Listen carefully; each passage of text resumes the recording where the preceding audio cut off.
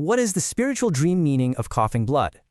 She was the most beautiful woman in the world, and she was drowning in her own blood. So we're going to start with a story. And this isn't a dream, but it might as well be. It's the real-life embodiment of one. A prophecy, you could say, written in crimson. Think about Vivien Leigh. You know her, right? Scarlett O'Hara, Blanche Dubois, a total icon. But here's the thing. For years, while the whole world was watching her just sparkle on screen, she was being eaten alive by tuberculosis. She literally hid the blood-soaked handkerchiefs, hid the hemorrhages from everyone. She's on screen, playing these saints and these broken women, all while her own body was staging this slow, merciless revolt. She was performing a life, not living one. See, the blood, that was the message. Her body was the prophet. And in 1967, she died. Alone. On her bedroom floor. Her lungs were just destroyed. Her life completely unfinished. And what was left behind? A warning. A message written in blood. Okay, so now it's you. You're the one standing in your dream, and you're tasting copper. And let me be clear, this is not random. This is your psyche holding up a mirror. It's the exact same mirror that tuberculosis held up to Vivien Leigh. So the question is, are you listening?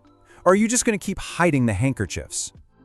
You need to understand something right now. What you experienced, that wasn't just some bad dream. No, this was a direct transmission. It came from the deepest, most, ruthless part of your own intelligence. So, dreaming of coughing up blood, this is not the kind of thing you just shake off over your morning coffee. I'm telling you, it is one of the most loaded spiritual symbols your unconscious can possibly throw at you. It absolutely demands your attention. So let's get right to it. Let's ask the real questions. Why the mouth? Why does blood from the mouth carry so much devastating symbolic weight? What is your psyche actually trying to purge here? Is it a warning? A wound? Or is it a summons? A call to change everything? All right, to answer all that, we have to crack the code. We've got to learn how to speak the language of the unconscious. So you have this guy, Carl Jung. He called this thing the shadow. And it's everything you've locked away in the basement of your mind. All your unexpressed rage, that grief you buried, all those desires you never acted on. In short, it's your unlived life. And here's the critical part. When you give that shadow a voice, when you acknowledge it, it can find release. But what happens when you suppress it, when you pretend it's not there? Well, it doesn't stay quiet. It erupts. And in our dreams, that eruption looks like blood. But look, this eruption, it isn't just about destruction. The great mythologist Joseph Campbell, he really got this. He said, the wound is not the end. The wound is the door. So this terrifying symbol, it's actually an entry point. It's a way in. And that brings us right to the core of it, the real meaning. Your unlived life is literally bleeding out. This dream, it's a crisis of self-expression, period. So let's go back to that question, why the mouth? It's because the mouth is the symbolic seat of your voice. It's everything. It's your truth, your prayers, your screams. It's both your power and your silence. So here's the bottom line.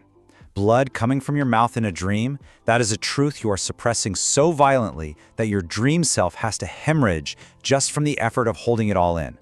Something sacred inside you is being wasted. It's leaking out. Remember Vivien Leigh? She performed. She swallowed her truth and she bled. And now, your psyche is screaming the exact same warning at you. It's saying, you are performing your life, you're not living it. So, what enormous truth are you swallowing? So this dream, it doesn't just leave you there. It places you at a threshold. This is a moment of critical choice. You're like the hero in every ancient myth, standing at the mouth of the cave. And you have two options. That's it. Option one, you turn back. You dismiss the dream, you say, oh, it's just stress, and you go right back to performing. Or, option two, you cross over, you face the wound. You find the message that's hidden in the blood. You know, most people, they turn back. They choose the comfort of the performance, the familiar mask. I'm telling you, don't be most people. Look, this is a life or death communication. I'm not being metaphorical here. Your psyche is telling you that something is killing you slowly, and it's been trying to get your attention for a long, long time. Right now, it is screaming. So the only question left is, are you finally ready to hear it? Part 2. All right, let's get straight to it. We are diving deep into what it really means when you dream of coughing blood. Look, forget what you think you know. This isn't some single, simple message. Your dream of coughing blood, it's a dialect. And every single detail, every little nuance completely changes the meaning and the stakes. The details, they're everything. They are the key to decoding what your psyche is literally screaming at you to fix. So let's start with the first clue. Where are you? Because the location, it changes the entire diagnosis. So if you're dreaming this alone, that's a private reckoning. It's a confrontation with yourself. You already know what's wrong, don't you? The information isn't what's missing, it's the courage. But if you're coughing up blood in front of other people, whoa, that's a public crisis. It means the mask you're wearing, the persona you've built, it's literally draining you of your life force. So you have to ask yourself, who are you bleeding to impress? I mean, really think about it. Who are you performing for? Write down that name right now, because that's where your real work begins. Okay, next up, let's look at the evidence itself, the blood, because it has its own story to tell, a story of urgency and origin. If you're seeing large amounts of blood, this is not a whisper. It's a full-blown shriek. This is a code red, a level 10 alarm demanding immediate radical change. Now, if it's just small drops, that's an early warning, a fresh wound. Your psyche is giving you a window of time to deal with this, but trust me, that window is not staying open forever. And the color? Absolutely critical. Bright red blood means a fresh wound, an active crisis that's happening to you right now. But dark, clotted blood? Well, that's something else entirely. That signals an ancient wound, a generational one. And here's the kicker, it might not even be your wound to begin with. Yeah, you heard me. This is your mother's silence, your grandmother's sacrifice, living on inside your body. So if that blood was dark, your work is to excavate the past. You need to talk to the older women in your family, and you need to ask them this exact question. What did you give up? Because their answer is your answer. Now, this next part is maybe the most important diagnostic of all. How you react to the bleeding inside the dream, it reveals everything about how you live in the real world. So what are you doing with it? Are you swallowing it back down? If you are, you're actively reinserting the wound. You're poisoning yourself with unspoken truths. But if you're spitting it out, that's a breakthrough. It might seem grotesque, but it is a profoundly positive sign.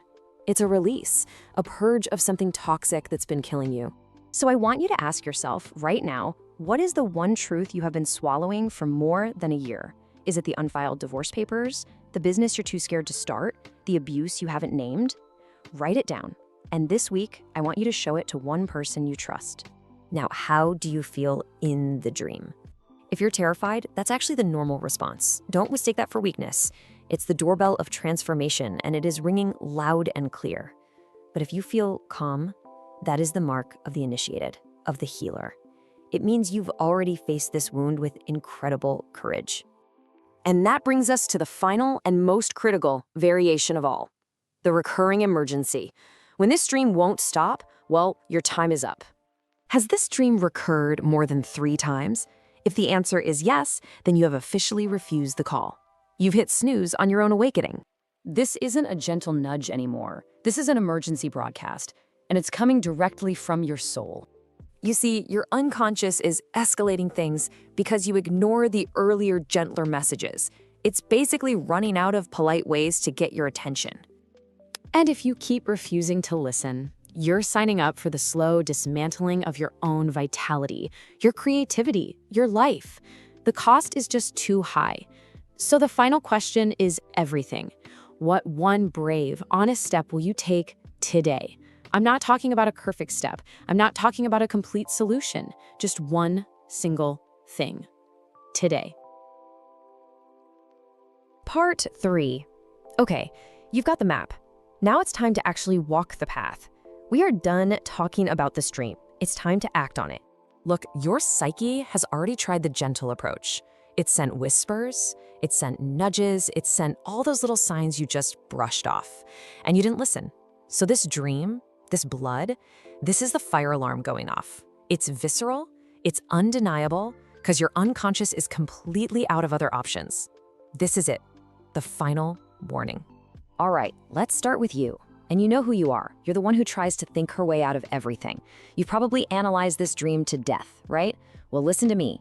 You cannot intellectualize your way out of a crisis that's rooted in your body. This dream came from your cells, from your bones, and that is exactly where we have to start. And let's just get this out of the way right now. Is this woo-woo? No, absolutely not. This is about the inseparable, medically documented link between what's going on in your head and what's happening in your body. Your body doesn't know the difference between psychological and physical pain. It's all the same to your system, and you need to stop separating them too. So your first step is literal. This is not a metaphor. Today, not next week, not when you have time, today, you're going to schedule a full physical. Get your lungs checked, get that blood work done. And then, for the next week, every single evening, you're going to spend 5 minutes, just 5, asking your body out loud, what are you trying to tell me? And you write down the first 3 words that pop into your head. The body keeps the score, you know? It's time to finally let it speak. Okay, protocol 2. And this is an emergency. I'm talking to the creative woman right now, the one who's put her art, her real work, on a shelf, waiting for that magical day when things settle down. I need you to hear me on this. You are metaphorically bleeding out. That dream, it's your psyche screaming that the dam has finally broken. Think about Vivien Leigh. On one hand, she refused to let anything stop her art, and yeah, that's powerful. But here's the mistake. She also refused to let her art stop the bleeding. See the difference? She performed through the pain, instead of using her art to heal it. Your art has to be the medicine, not just the performance you push through. So, this week you are going to create. I don't care what it is. Set a timer for 20 minutes. Make something ugly, make it bloody, make it brutally honest, and it's for no one but you. Then you're going to open your calendar and schedule a recurring 2-hour creative block every week. And you protect that time like it's a non-negotiable medical appointment for your soul, because that's exactly what it is. Protocol 3. We are at DEFCON 1 here. The urgency is at its absolute peak. This is for any woman stuck in a job, a relationship, a situation that is just systematically draining the life right out of her. That blood in your dream, there's a very good chance it's coming from one of these exchanges. I want you to get out a piece of paper right now. 2 columns. Left side, what I give. Right side, what I receive. And you're gonna map out every single major relationship and role in your life. Your job, your partner, your family. Be ruthless, be specific. And anywhere you see that give column getting way heavier than the receive column, well, you just found a bleeding site. Look, you don't have to blow up your entire life today. That's not what this is about. But you absolutely must name the wound today. Why? Because unnamed wounds get infected. They just fester in the dark. This little inventory, this simple list, brings it all out into the light. It's the very first act of survival. Okay, look at your inventory. Find the biggest, most severe imbalance, the one that makes your stomach clench. This week, you're gonna set just one, specific behavioral boundary around it. This is not a conversation about your feelings. This is a non-negotiable action. And if you do X, I will do Y. It's not about being cruel, it's triage. You're stopping the bleeding. All right, now for the woman who already gets this, the one who speaks the language of symbols, of the sacred. This protocol is specifically for you. It's designed to give your process a container, a real focus.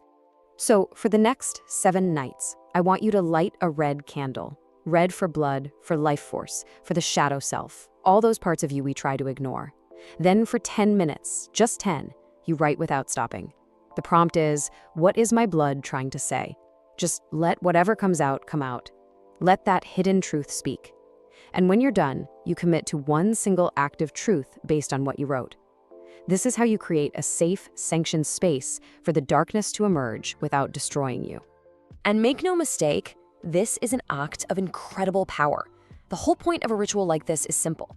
Instead of being dragged kicking and screaming into the underworld by a crisis, you are choosing to walk across the threshold yourself. With intention, you are choosing the descent. Okay, let's pull all this together. What does it all mean? It's simple. Every single one of these protocols leads to one place: action.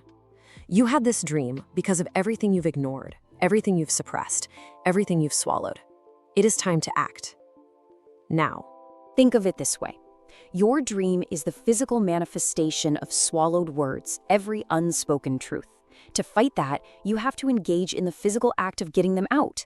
So I want you to write a letter, an unsent letter, to the person, the situation, the thing you have been avoiding the most. Get the rage, get the grief, get all that ugly truth out of your body and onto the damn paper. And let me be crystal clear about something. This is not a metaphor. The chronic, long-term suppression of your authentic voice is directly linked to real physical problems. We're talking elevated cortisol, immune system dysfunction, and higher rates of chronic illness. This is real. And for my analytical women out there, the ones who need the data, here it is. Your unconscious is running a 24/7 diagnostic test on your life. And your dreams? That's the raw data. That's the printout. So tonight, you're starting a 30-day dream lock. The second you wake up, you write it down. You've been ignoring the diagnostics. It's time to finally read them. And again, let's be really clear. Running this diagnostic isn't some cute self-help exercise. This is a life-saving protocol. Because ignoring the data from your inner world has real, and I mean catastrophic consequences. For your health, for your relationships, for your potential. Following this map could literally save your life. Vivien Leigh, in the end, never fully reconciled her inner world with her outer performance. And yes, she was magnificent, she was extraordinary. But she's also a profound warning to every single one of us about what happens when you fail to integrate those two worlds. So this is it, the final mandate. The blood is the message, the coughing is the call to finally speak, to finally act, to finally heal that wound in your mouth. You know, Joseph Campbell gave us the map for this exact journey decades ago. It's simple, really.